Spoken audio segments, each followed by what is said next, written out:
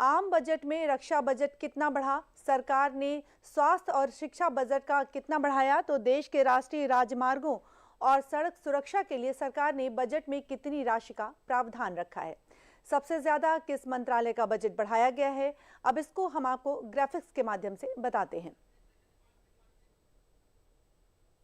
रक्षा से लेकर शिक्षा तक बजट में क्या है, मंत्रालय में आप देख सकते हैं कि यूपी के लिए बजट में क्या है। मंत्रालय 2025-26 की बात करें तो अगले साल में 5,000 करोड़ रुपए हर शहर पर खर्च हुए।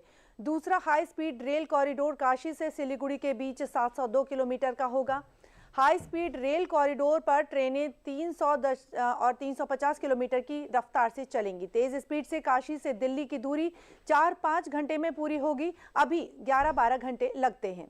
आर्थिक विकास को रफ्तार मिलेगी, व्यापार, पर्यटन और रोजगार के मौके बढ़ेंगे। हाई स्पीड रेल स्टेशनों के आसपास नई टाउनशिप और बुनियादी ढांचे विकसित होंगे। इसके साथ ही देश में कुल 7 हाई स्पीड रेल कॉरिडोर में से 2 यूपी में बनेंगे।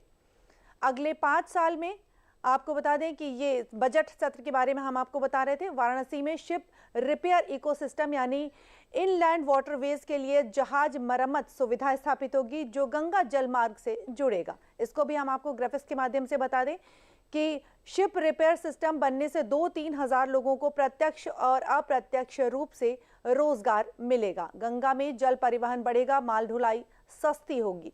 इसके साथ ही हैंडलूम लकड़ी के सामान बाहर भेजने में आसानी होगी। शिप रिपेयर इकोसिस्टम विकसित करने की अनुमानित लागत करीब 300 करोड़ रुपए है। शिप रिपेयर सिस्टम हाईटेक होगा। काशी में शिप रिपेयर सिस्टम इकोसिस्टम के बारे में हम आपको बता रहे हैं।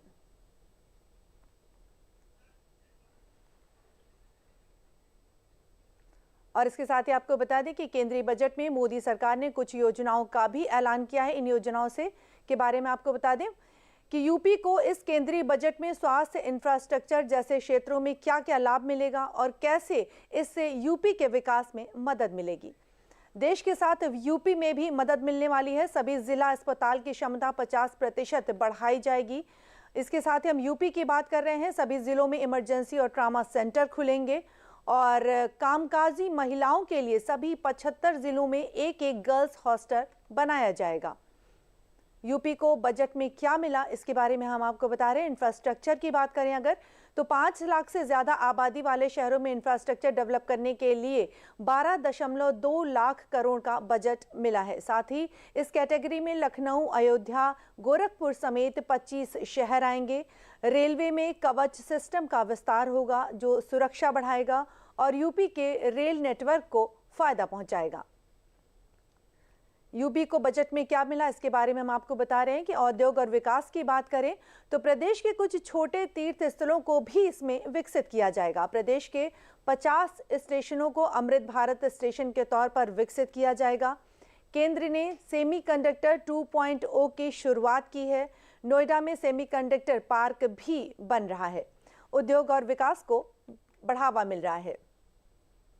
महिला लखपति दीदी की बात करें तो महिला एवं स्वयं सहायता समूहों को 5 लाख रुपए तक का लोन मुफ्त ब्याज पर मिलेगा। यूपी में 18.56 लाख से ज्यादा महिलाएं लखपति दीदी बन चुकी हैं।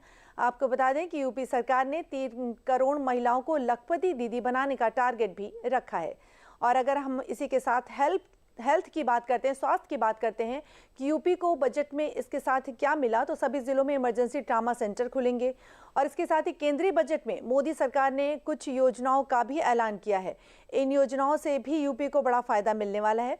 आपको इसको भी हम ग्राफिक्स के माध्यम से समझाते हैं कि केंद्र सरकार की किन किन योजनाओं का फायदा यूपी को बड़े स्तर पर मिलने वाला है। महात्मा गांधी स्वराज योजना की हम आप बात करें तो इसके तहत ग्लोबल मार्केट लिंकेज और ब्रांडिंग में मदद मिलने वाली है। Training, upskilling, process, quality, product development में भी आसानी होगी। बुनकरों, गांव के उद्योगों, ओडीओपी पहल और गांव के युवाओं को भी इससे फायदा मिलने वाला है।